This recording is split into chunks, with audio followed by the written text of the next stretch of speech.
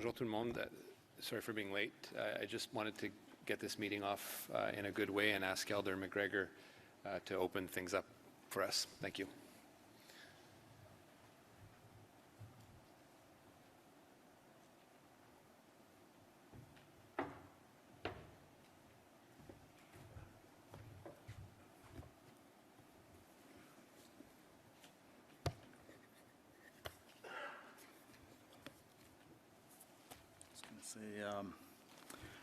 Good afternoon and good morning, depending on which part of the country you're in Turtle Island. And for the Tri-Coast, or the three areas known as Turtle Island, I was requested to come in and assist for the residential school community announcements. So I would say Quaker Kanai, Fred Cobonishan, McGregor, and Indigenous cause in Omar Mune and Key in Nondana Key in Gitaganzibing in Donjaba. And I'd just like to say before I start here is I would just like to say Kwe, Tanse, Nani Bojo, Wache, and Sego. And those are neighbors and language families within the history of Canada and territorial areas. And I'd also like to welcome everybody to unceded Algonquin territory, which you are all familiar with and all your kids are. Your kids have been privileged, but this one, for the residential school children, they are but a memory. And this is where we try to assist this process. So I'll start with the real general acknowledgements. I was going to say, Jamie, don't know it, and good tongue should be good one, Jane Ongum. Good tongue should be good. King guys, it's again. Good tongue should be coconut, king guys, it's again, Kaito and Oshima, coconut. Job to toy on Ocean Mortgage. Guy take, can't you get a guy take King can done. The way in which to me, which King guy toy on Ocean Market can argue and J to be keys, this an unkshook. She's been months in Kakanagach, King guy toy on Ocean Mark, King, the way in which to me, which Jimmy Gretch on J, Neil Gardejig, Nijo Gardejig, Madagajic, Muswajic. The way in which Jimmy Gretch called me Shang Ocean Mark, which been Madzuin. Miigwech on J, Tewe, Ganish, Jupog, and Eskis, and also don't know. I can Margos when on J, Tewe, Ganish, Jupognan. Miigwech on J, get Sim Nanik. King Guy Tonka, Kakanago, Joshmami, I am a Tegoxi, be Saiganan. In the way in which Chimigwech. Chimigwech, Gin on J, Mashkikino, Jamaki, Kaitoyan. In Abigis. G'day Nagajik. I have no G Shaki and a Gazajic, kind of going residential Kamarnani. I said, Jikwe, what Kavi, no. You can't on all luggage. I know it, which to me, which King guys again, or Jamaica, can I get Nagajik, Conable Kajic. Conway and Kayana Gazajic, Conway and Con Wiesen the Seek. Nagachiega ke ya ikwe wagashi jabanonji shak mi god naning and aje akuzu and ojma kakanagish ki guys again and kami shangos man made and good to regret aya kani gan is jagonch magach ke gogi win the mark go good on j I abnoji shagain kajin ka the residential school. No, it's Chimigwech, Gizinji. And it's just a quick acknowledgement for all that is provided and all that the teachings have been provided here in order for every one of us to continue living. And for all of those that are living through this pandemic and for the war-torn areas, and for the children that didn't make it back and that we hear in the media as to what's happening. We have, what I understand, what I have been told, is that there is an announcement here by the ministers responsible. So I would just ask so everyone to listen up. It's very important because this is part of Canadian history in a pandemic, in a war that's occurring overseas, and all that's happening. but I ask that we continue, that all that is provided, that we acknowledge that. Miigwech.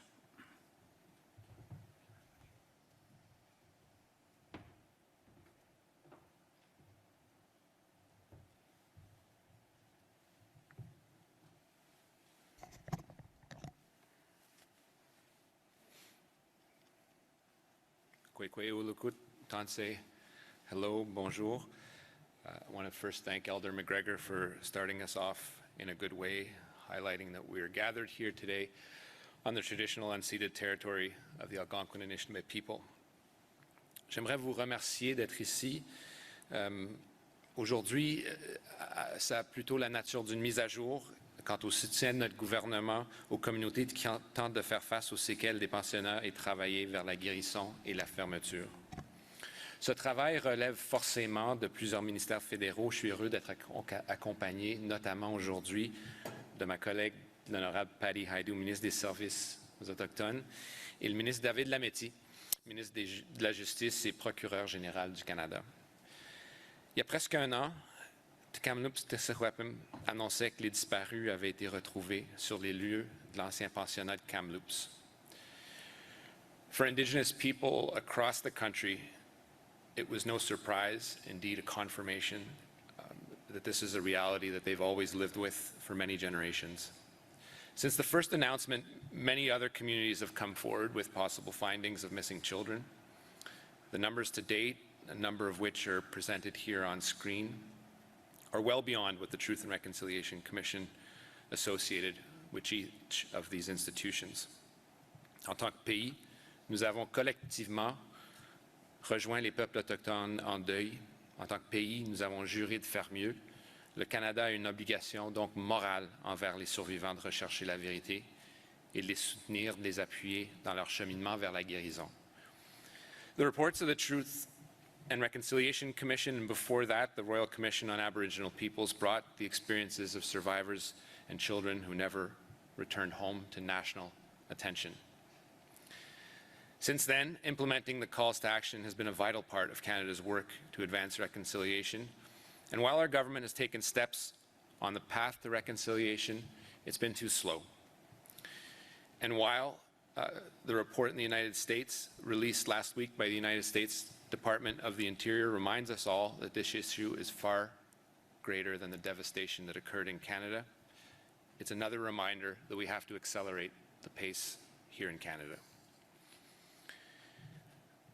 More recently, the Department of Crown Indigenous Relations has been supporting communities specifically through a particular fund called the Residential School Missing Children's Community Support Fund Programming. À ce jour, 78,3 millions de dollars de ce financement ont été versés à des communautés autochtones à travers le pays, soutenant plus de 70 initiatives de recherche, de collecte de connaissances, de commémoration, de mémorisation et d'enquête sur les sites des anciens pensionnats. For instance, Eskedem First Nation in British Columbia is undertaking initiatives to honor children lost at the Caribou and Kamloops residential schools. Now Eskedem is working with the Caribou Chilcotin Teachers Association to provide opportunities for survivors to come into local schools and share their culture, traditions, and residential school experiences with students and staff.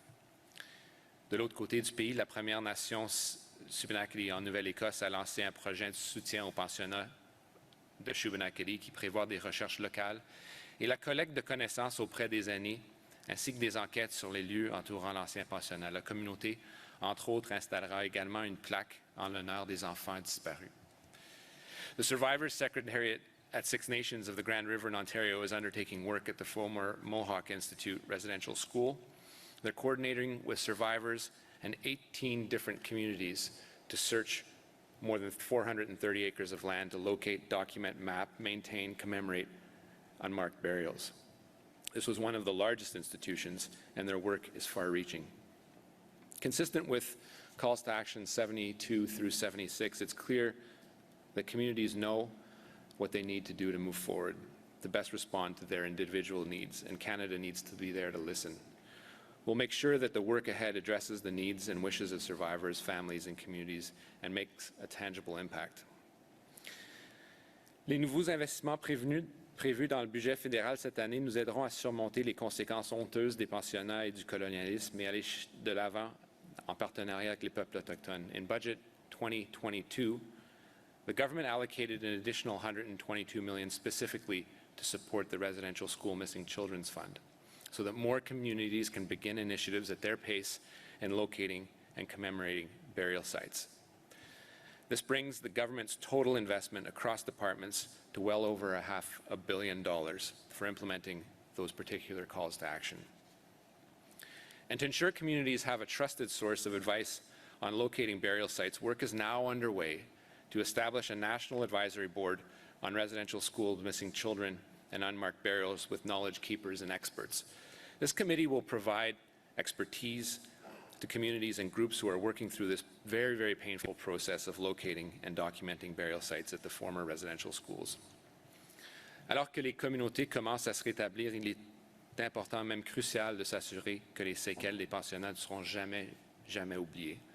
To honor survivors and all the missing children, our government is committed to building a residential schools national monument in Ottawa. A newly formed survivor-led steering committee will guide this work, which will provide Indigenous peoples and all people in Canada with a place where people can gather to express grief, heal, learn, and gather their thoughts. Budget 2022 as well invests $25 million over 3 years to Parks Canada to support the commemoration of former residential school sites, as commemoration is a shared responsibility. The funding will also build on the 2020 designation of the residential school system as a national historic event and the designation of 4 former residential schools as national historic sites. To advance these efforts, Budget 2022 will dedicate $25 million over 3 years to Library and Archives Canada to support the digitization of millions of documents relating to the Federal Indian Day School system, and this will ensure that survivors and all Canadians have a meaningful access to them, as access to relevant information is critical to uncovering the truth. Ensemble, nous assurons que les Premières Nations, les Inuits et les Métis sont soutenus dans leur quête de la vérité et dans le processus connexe de la guérison. It's why, as well, in Budget 2022, we've invested $5.1 billion over 5 years to Public Safety Canada to ensure the Royal Canadian Mounted Police can support community-led responses in unmarked burial sites, something communities have asked us to do. Nous savons que ça va prendre du temps pour reconstruire des décennies, des siècles de confiance perdue. Ce travail est réalisé en collaboration étroite avec les peuples et les communautés autochtones elles-mêmes, car nous nous engageons à être des alliés pour le changement et des partenaires pour l'inclusion. Indigenous people know best how to undertake this work in a culturally and sensitive, respectful way. We have to respect that pace and those demands. And we know that reconciliation doesn't come easily, but we remain committed to making further progress by addressing the past wrongs and the current impacts that are still felt today. I'll now pass the word over to Minister Patty Hajdu. Thank you.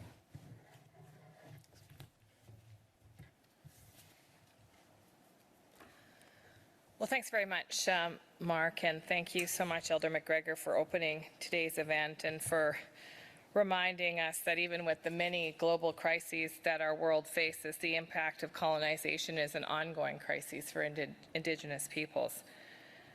It's an honor to be with you here today on the traditional and unceded territory of the Algonquin people, and I come from the area of the Robinson Superior Treaty closest to Fort William First Nation.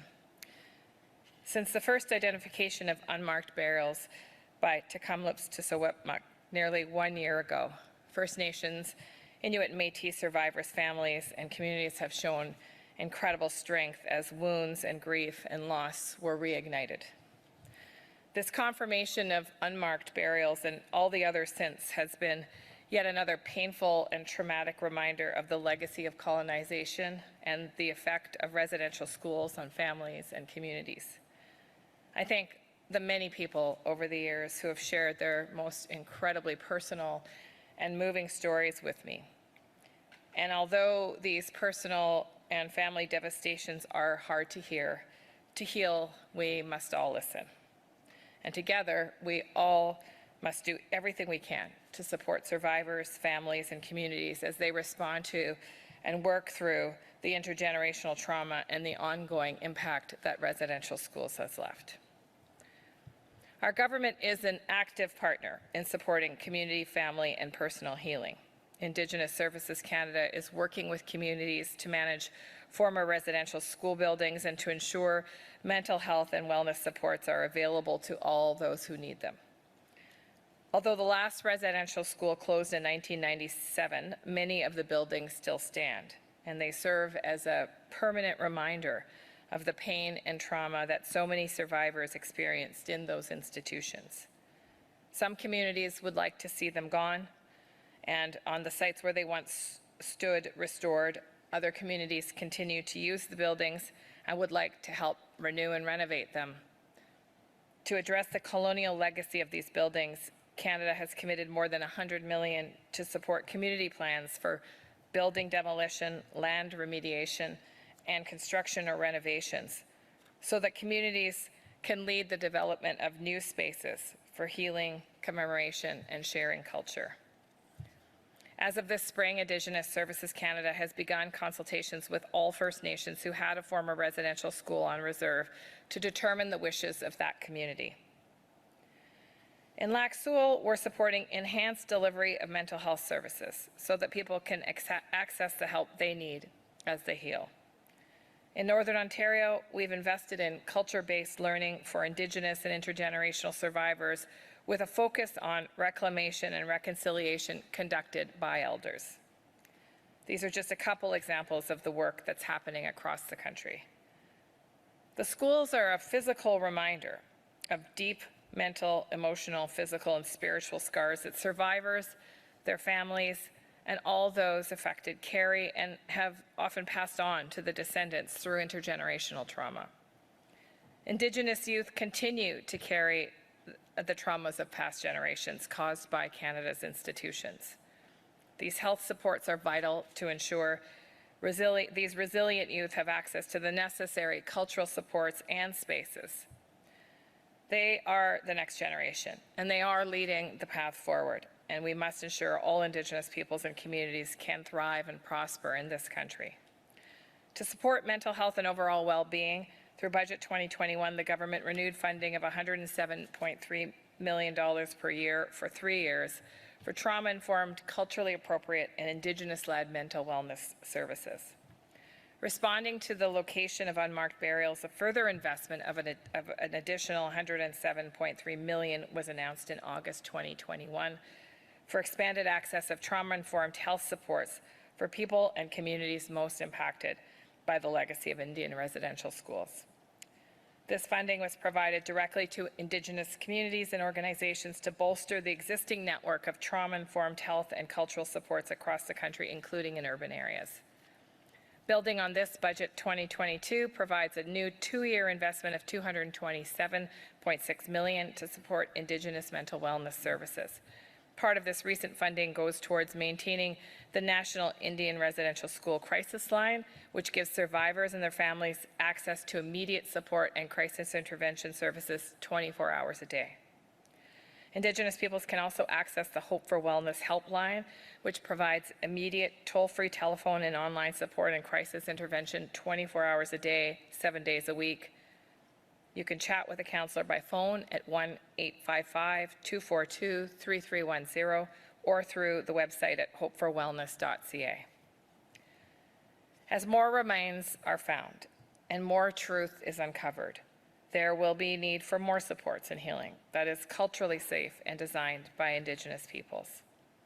Indigenous Services and the Government of Canada remain committed to supporting communities in every way as they work towards healing from the tragedy and ongoing impacts of residential schools. Miigwech, Kuyanemik, merci, thank you, merci. And now I'll turn it over to my colleague, Minister Lametti.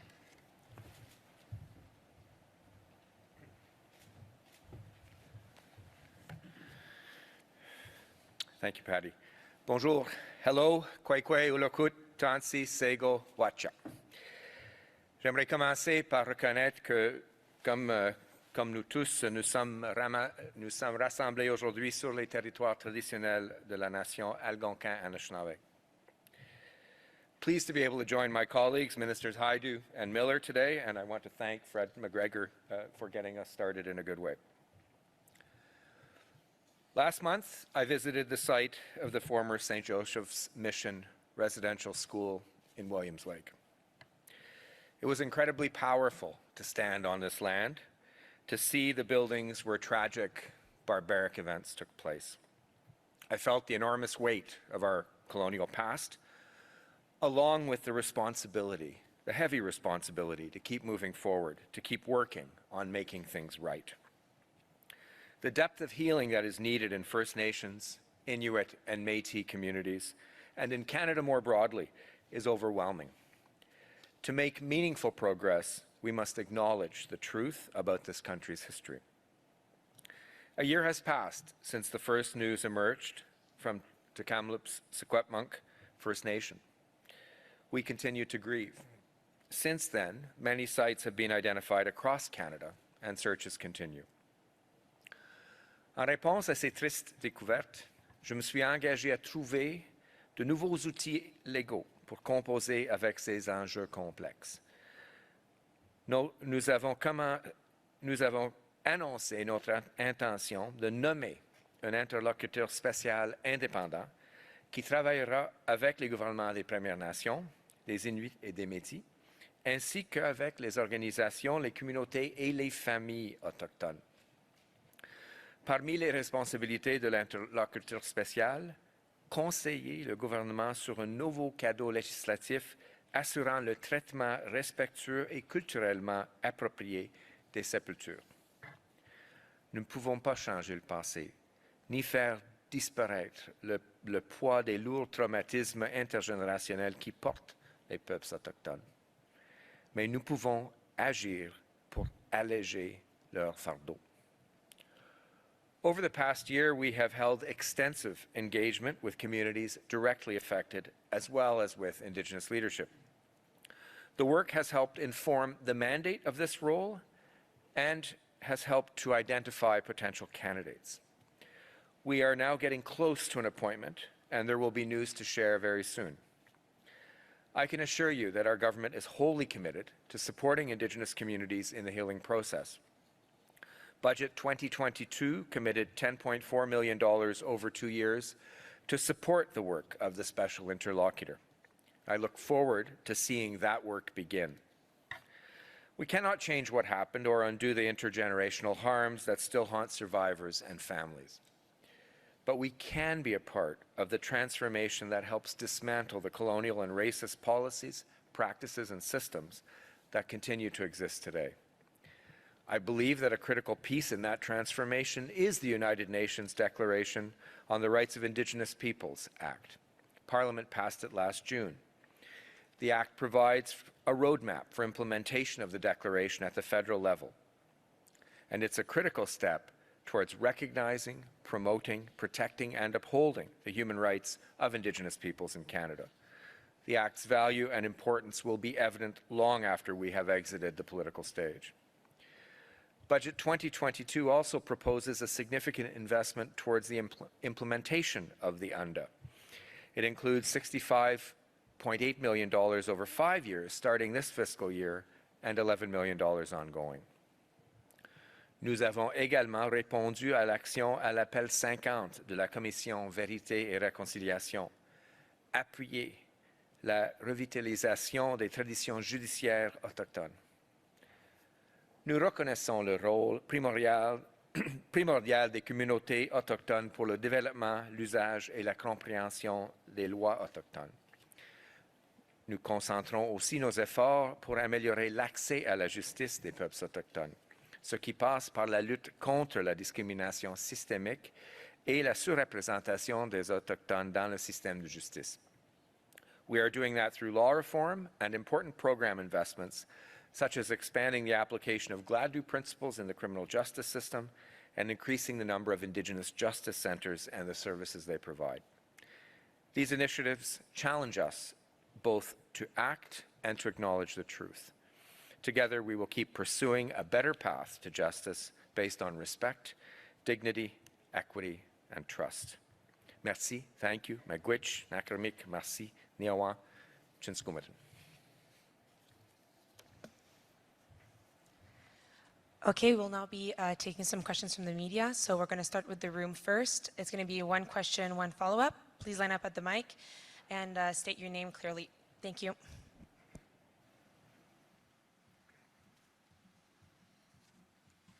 Afternoon. Kevin Gallagher with CTV National News. I suppose my question is for Minister Miller. As we approach the one-year anniversary of the discovery of unmarked graves in Kamloops, how far along is the process in terms of the scope that this could get to? And really, I think the question I really want to ask is, you know, for family members that are looking for closure, there's still a debate as to whether certain grave sites could be exhumed, what type of criminal investigation there could be, and when there may be identifications for family members to know what happened. Is there anything you can give us in terms of an update on that process? Is that closer at all? Yeah, it's an excellent question, Kevin, and I'll do my best to give you an equally good answer. The reality is, and we certainly heard it, for example, from Williams Lake a few weeks ago, is this could be a 10-year process.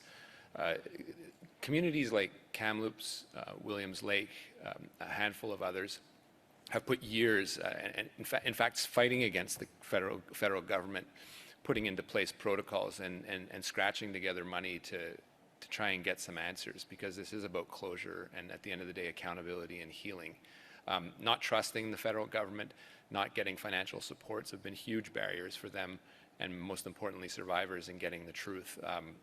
What we see in communities like Kamloops, like Williams Lake and others, is a very, very sophisticated set of protocols as to how they engage their own community members, perhaps the dozens of other communities that have had members, children taken from them and never returned home, in some very, very sensitive steps. And you named one of them. The most painful one would ultimately be exhumation and testing of DNA.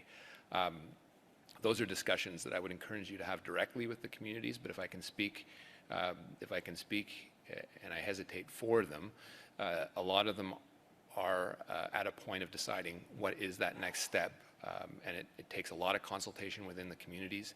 You can't just ask the RCMP to storm in, knowing the painful history that they have with enforcement, and specifically the RCMP, and you can't just decide that from Ottawa. It has to be a community-led process, and the community discussions are multifaceted. We shouldn't expect anything otherwise, but they are looking at that next step, and we'll have to customize our response and our federal response and the work that we do in this case with British Columbia to make sure that we're not standing as an impediment for them to get answers. That means doing work on supports for DNA testing, doing work with archives and getting more information as to what those residential school narratives are.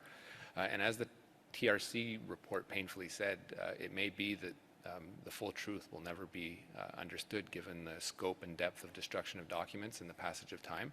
But we can't let that be an excuse for the work that we do and continue to work with. We certainly have our work with the federal government to support communities. So there's a tendency to talk a lot about radar searches.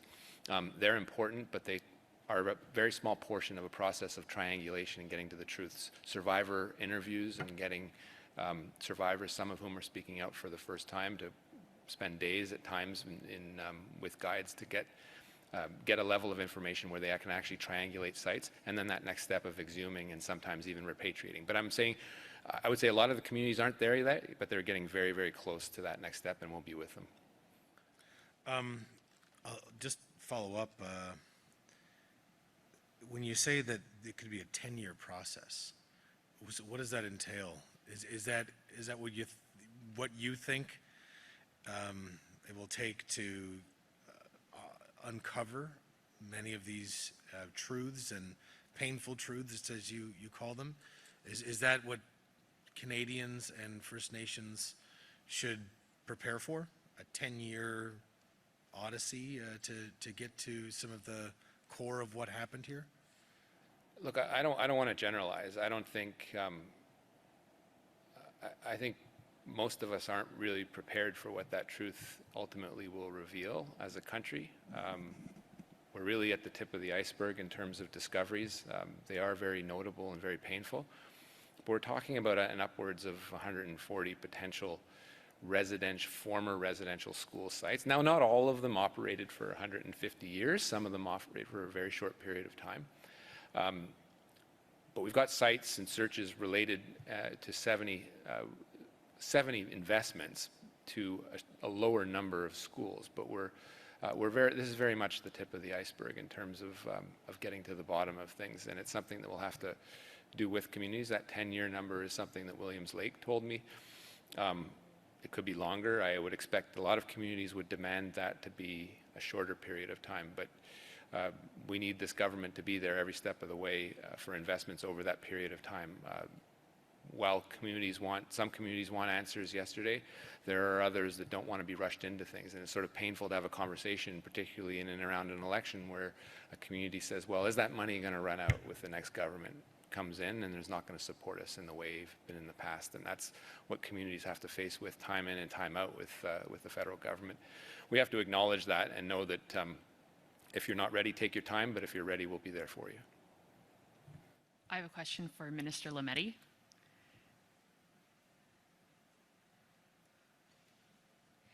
Thanks, Minister. Stephanie Taylor with the Canadian Press. Will the government adopt the model for a miscarriages of justice commission recommended by the panel that you appointed? Thank you, Stephanie, for that question. As you know, this is something that's very close to my heart. In fact, I succeeded in getting that commission into my mandate letter, and so it's critically important to me. Every single commission, every single inquiry that's been done into wrongfully convicted in Canada has recommended this kind of commission. And so I'm moving forward with it. You know that I have received a report from former Justices Harry Laforme and Juanita Westmoreland Traoré about the potential architecture, if you will, for this kind of commission. We're studying that right now, looking at the various alternatives that are presented in that report. But I can assure you that excuse me for getting emotional. I can assure you that this will happen. David Milgaard died yesterday. I was profoundly saddened by the fact that he would not live to see this. I'd spoken with David and I assured him this would happen. I wish his mother were still here too. She died in 2020. I can assure you this will happen and we're moving forward. If I can, kind of have two follow-up questions in one. First, can you speak to any kind of a timeline? You mentioned that you are disappointed, but what kind of timeline can Canadians expect beyond when it comes to you making a decision from what you're studying? As well, a new report released today says a new approach to the conviction review process needs to deal with the realities of racism, class bias, and misogyny experienced by Indigenous women that lead to miscarriages of justice. Will this new body be addressing this? The short answer to that second question is yes, and that's certainly why we took care in appointing the two former judges that we appointed, so that they would be able to share that lived experience. It's certainly one of the things that comes through again and again in looking at these kinds of cases. So yes, we will find a way for the Commission to make sure that it can deal with those kinds of frankly tragic experiences and the systemic racism and injustice that's sadly part of the system that we're trying to correct. And indeed, adding this kind of commission is one way of fighting systemic racism and systemic inequality in our criminal justice system. In terms of timeline, it's critical to get this right. There are some models out there in other jurisdictions that the justices looked at in their report. But there's a lot there. There's a lot there with respect to what we might do and how it would fit in to our system. So I can't give an absolute timeline, but I can say I want to get this done before the end of my mandate.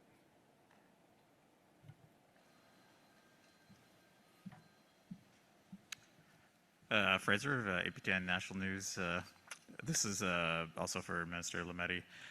Can you give me a bit of a sort of an outline of what sort of powers the special interlocutor will have and what they'll do exactly? There are a number of different things in the mandate, which, as I mentioned in my speech, was developed in conjunction with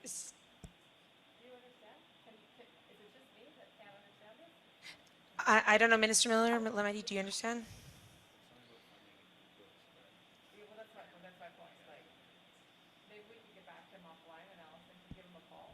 Yeah, we'll get back to you, Stephen. Sorry. Okay, no Allison will give problem. you a call.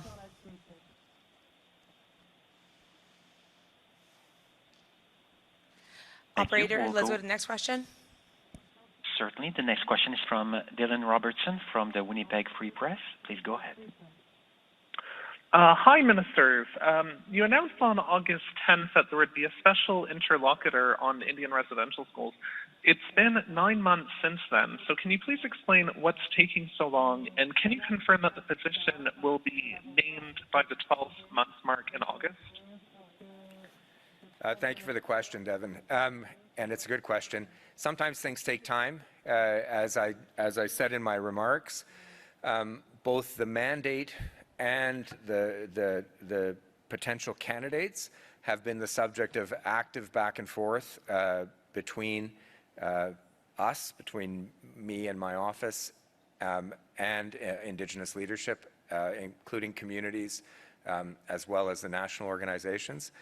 Sometimes things take time. Sometimes good things take time, and we really want to do this right in order for this person to be able to be as effective as possible. I wish it happened more quickly, but it is what it is, and we've done our best to move as diligently and as effectively as we could under the circumstances. Okay, I didn't hear a commitment to the 12-month mark in that, but I did have another question for Minister Lametti. Just building on the questions from Stephanie, you received the judge's report for the Wrongful Convictions Commission in November of last year. It's been 6 months since then, and I'm just trying to understand why your government hasn't issued any sort of a response if you're saying that this is a priority. Again, thank you for that question. As you know, and we've spoken about this before, Devin, this is close to my heart. We received the report. We had it translated. We tabled it in the House of Commons. And we are now dealing with, we're analyzing the various suggestions that are in there. It's a complex report, and it's a complex subject. And again, it's better to do this properly and to get it right, or as right as possible, and that's still going to take some time and effort.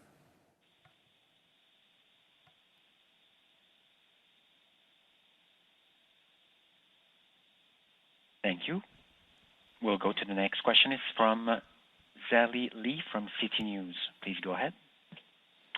Hi, are you hearing me all right?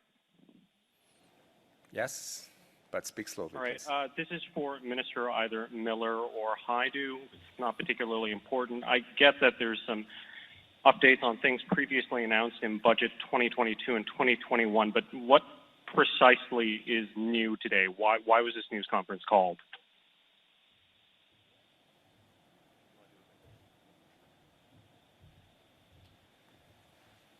Yeah, and thank you for that. I think, as we near the 1-year anniversary of the discoveries or rediscoveries in Kamloops,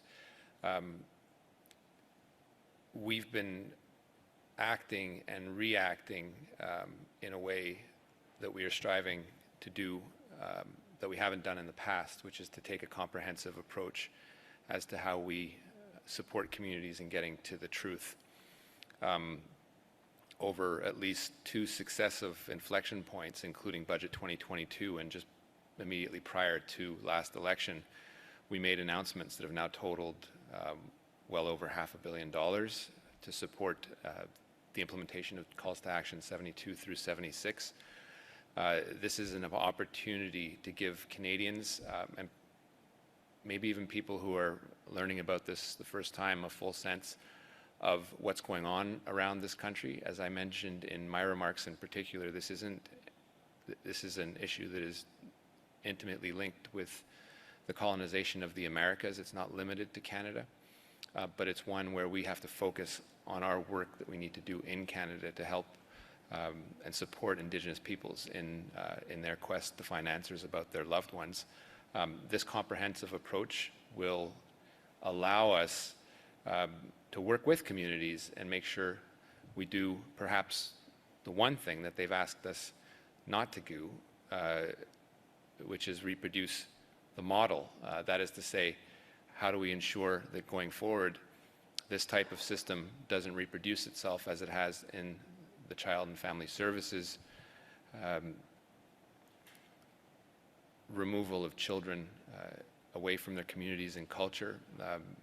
How do we do this in a way that doesn't reproduce the education model that led to this?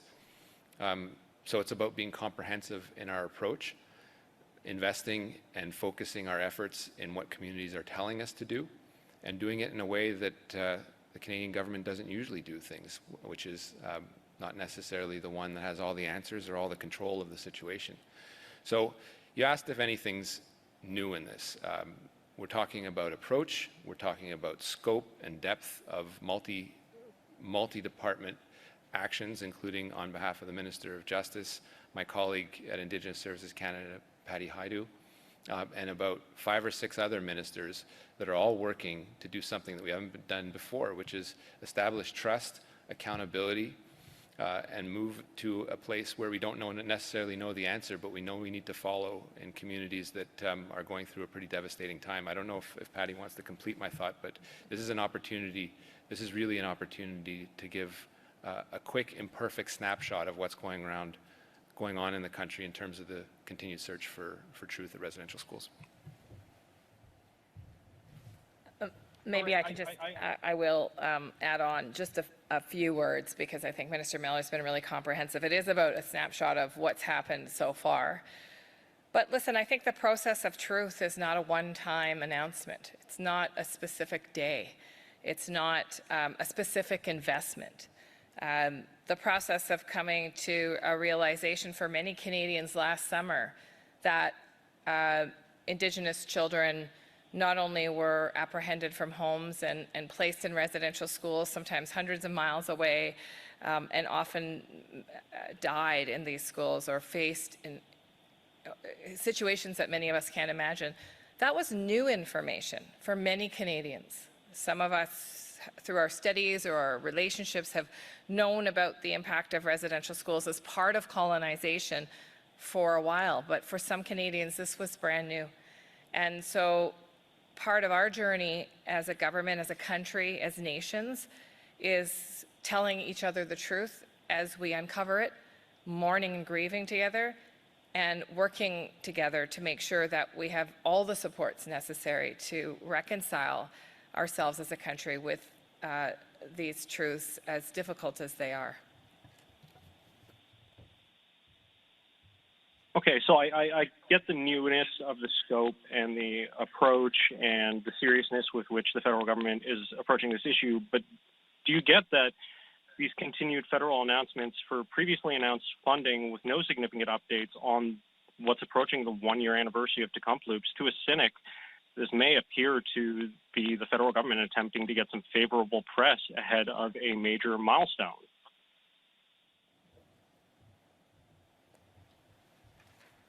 Well, I think if we've learned anything from this press conference, this isn't about getting favorable press. And it's not about the federal government trying to pat itself on the back. We've made significant investments, yeah.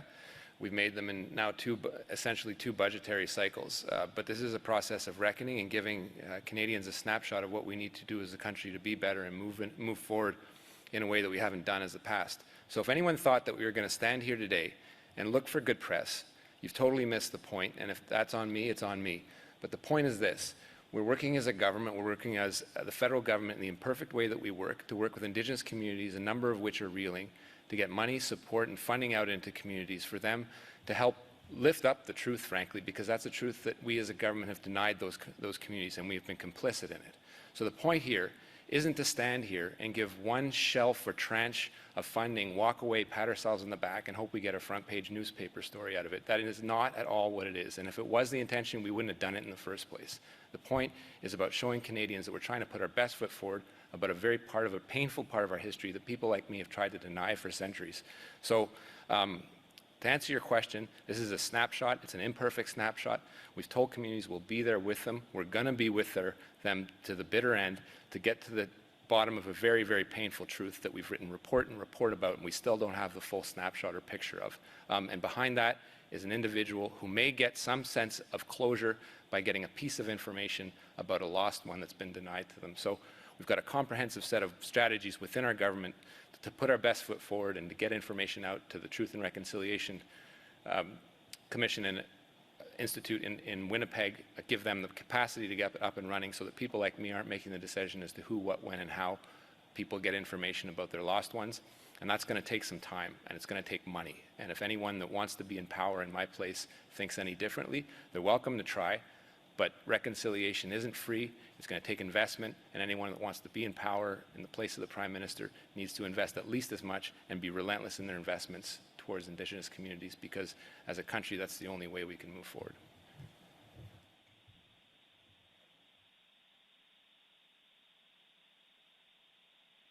Thank you.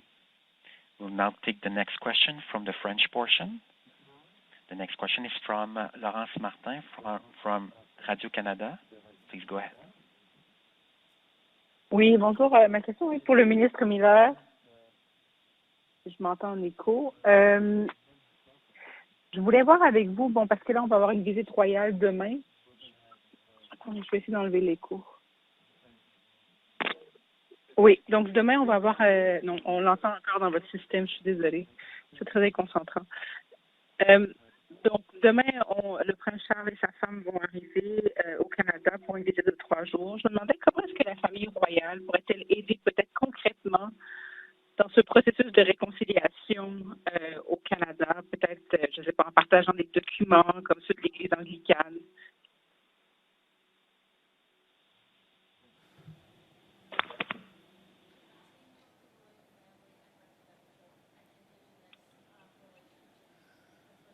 Allô? Alors, je ne veux pas inventer la question qui a été posée, mais il me semble que j'ai entendu une question sur la visite royale du prince Charles et l'impact que ça peut avoir sur les communautés en ce qui a trait aux pensionnats autochtones, puis la relation avec laquelle la couronne a avec ces communautés. Évidemment, ça, comme vous le savez, étant journaliste d'expérience sur l'enjeu, ça varie de communauté en communauté. La couronne, dans certains coins du pays, notamment les traités numérotés, ont et privilégient un lien direct avec la couronne. Alors, la présence du prince Charles dans ces communautés est non seulement symbolique, mais très profonde au niveau de la relation avec la couronne et la famille royale. Évidemment, les enjeux que vont soulever les communautés, ce ne sont pas les enjeux sur lesquels je pourrais parler, mais je présume que ça va avoir avec le legs de l'école, la colonisation, le legs des pensionnats autochtones sur les communautés et une importance, encore une fois, de soulever les enjeux auprès de la famille royale et de la couronne. C'est tout ce que j'ai pu comprendre de la question, mais je suis désolé si j'ai mal compris. Mais en fait, plus précisément, ce que je cherche à comprendre, c'est est-ce que il y a des choses que concrètement la famille royale peut faire pour aider au processus de réconciliation? Je pense peut-être avec des documents qu'elle pourrait partager de l'Église anglicane. Et ma deuxième question, c'est est-ce que vous pensez que la reine, en tant que chef de l'Église anglicane, doit s'excuser? Bien, écoutez, d'abord et avant tout, ce que j'ai pu entendre des communautés autochtones qui, évidemment, ils parlent de bien des choses, mais de la famille royale, ce n'est pas une conversation qui revient à chaque jour. La présence d'une famille royale, évidemment, ça a l'impact que ça peut avoir dans une communauté. Évidemment, dans la mesure où la couronne responsable de la colonisation serait demandée à présenter des excuses, c'est quelque chose que je soumettrais très humblement, devrait être bien examiné par la couronne. On sait que le pape compte faire des excuses en sol canadien pour ces mêmes fins, mais il y a toute une dynamique de gouvernement responsable, évidemment, auquel on fait face, évidemment, au Canada, dans une démocratie pluraliste. Alors, on pourrait parler de cet enjeu-là bien longtemps. Il y a aussi l'enjeu il y a aussi du patrimoine, évidemment, autochtone qui reste et qui a été approprié dans des musées britanniques. Ça revient.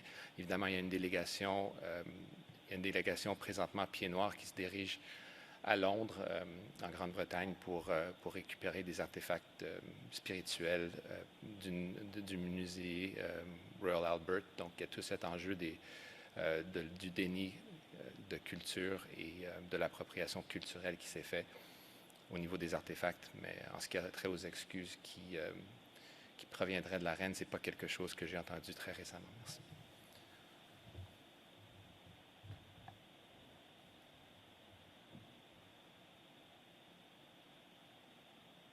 Thank you. Back to the English portion.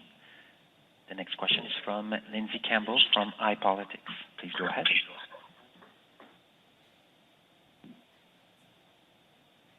Ms. Campbell, your line's open. Oh. Sorry, can you hear me? Yes. Okay, perfect. So my question is for Minister Lametti. It's about the report that was released today by the three senators, Senator Pate being one of them, about the miscarriages of justice experienced by Indigenous women.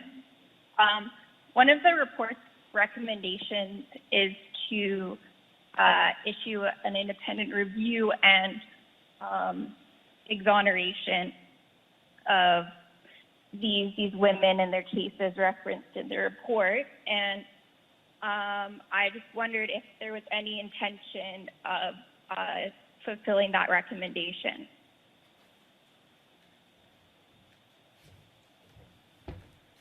Thank you for the question. There is a process in place with a criminal convictions review group within the Justice Department that has been in place and has resulted in a number of different exonerations. I have been the last word on a number of them since I took over just over 3 years ago. And that process continues, and all of these women have access to that. And if I am not mistaken, I know that at least 2 of the women mentioned are in that process. That being said, I've committed, as you've heard me before, to creating a body that is independent of government, because I feel that is important. I think the process, as it now stands, tries to be independent and has succeeded, I think, within the confines of the Justice Department. But we can make improvements, both in terms of its operation and its efficacy. Excuse me, and as well as enshrining its independence, which is important for a variety of different reasons, not the least of which are symbolic and very important. So there is a possibility that these cases will be reviewed by the current body, and we hope to put the other commission in place as soon as we can. Great, thank you. I don't have any follow-up. Okay, thank you. This concludes our press conference.